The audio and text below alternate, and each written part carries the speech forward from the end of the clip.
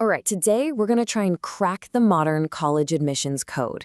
We're going to dig into this really powerful strategy, one that pretty much flips conventional wisdom on its head. And honestly, it could totally change how you think about building your application. So let's get right into it. So let me just ask you, do you think you know what colleges are really looking for? I mean, you've probably been told what they want, you've checked all the boxes, and you feel like you're on the right track. But are you really? For decades, this has been the gold standard advice, right? You know the drill. Just be well-rounded, do a little bit of everything. Join the debate club, play a season of soccer, volunteer somewhere, maybe learn a bit of piano. Sound familiar? Yeah, it's the advice our parents got, and probably their parents too. But here's the twist. What if that advice is actually hurting your chances? Seriously, what if trying to be good at everything is making you great at nothing? At least in the eyes of an admissions officer. What if being well-rounded is the fastest way to just get lost in the pile? Okay, so this brings us to a huge problem in the whole admissions game. I'm talking about the filler friend problem. Just try to picture this for a second. An admissions officer sitting there with literally thousands of applications stocked up. They are not looking for another good but not great student. No way. They're looking for someone, anyone, who stands out. So what exactly is a filler friend? Well, it's that applicant who has this giant laundry list of activities, but zero real depth in any of them. They're competent, sure. They're qualified, absolutely. But they don't have that one defining passion that makes them memorable. They just blend in. Okay, so look at this comparison. Over on the left, you've got your classic filler friend, right? Dabbles in like 10 clubs, plays a few sports just for fun. I mean, it looks kind of impressive at first glance. But then, look to the right. That is the spiky applicant. Instead of spreading themselves super thin, they've gone all in, deep into one single interest. So, if being the filler friend is the problem, what's the solution, right? How do you become that second person, the spiky one? Well, this is where we get to the good stuff. Let me introduce you to a really game-changing strategy, the spike method. So, the spike method. It's all about creating this one sharp point of excellence. Think of it as a focused strategy to develop a really deep and often pretty niche talent or interest that makes your application literally impossible to ignore. It's kind of like your unique signature, the one thing they'll remember you for.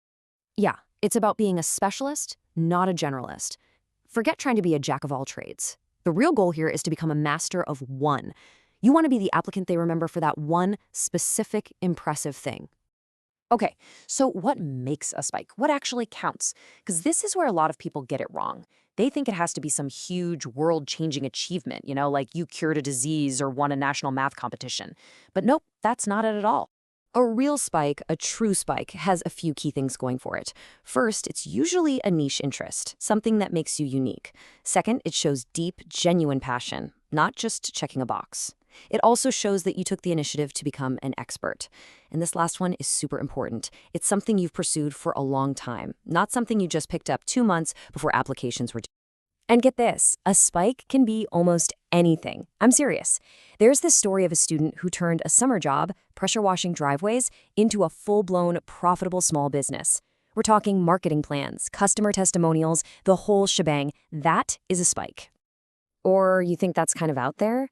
How about competitive knitting? No, really. Imagine an applicant who doesn't just knit. They knit these super complex patterns. They organize local knitting circles. They run a popular blog about it, and they even sell their designs online. Now, that level of dedication is way more interesting than being, say, the 10th best player on the tennis team. See, the goal isn't really the activity itself. It's the story you build around it, the story of your dedication and your passion. You want to become the knitting kid or the pressure washing entrepreneur. You become a memorable character in the story of their next incoming class. So why does this work so well? Why is this spike strategy so crazy effective? Let's break down the psychology here and figure out why a sharp spike just cuts through all that noise. Just think about the impact on an admissions officer for a minute. The filler friend application, it barely even registers. It's just forgotten. But the spiky applicant, whoa, their impact is off the charts. They create this strong, lasting impression because they have a hook, something that makes them completely different. So a spike, it makes you stick out from thousands and thousands of other applications. It's real proof of passion and commitment, not just you checking off boxes. It makes you an interesting person they actually want on their campus. And maybe most importantly, it gives you a memorable narrative, a great story for your application. Okay, if you remember one thing from all of this, let it be this. The biggest misunderstanding in all of college admissions is this belief that colleges are trying to build a class of well-rounded students. They're not. They're building a well-rounded class made up of interesting specialists. Think about it. They want a class full of fascinating people. They need the future physicist, and the passionate artist, and the entrepreneurial pressure washer, and yeah, even the competitive knitter. Each person brings their own unique, sharp talent to the table. And so that leaves us with one last, really important question for you. Forget trying to be a little bit of everything. What's the one thing you can pour yourself into? What's that deep, niche passion that really defines you? So, what's your spike?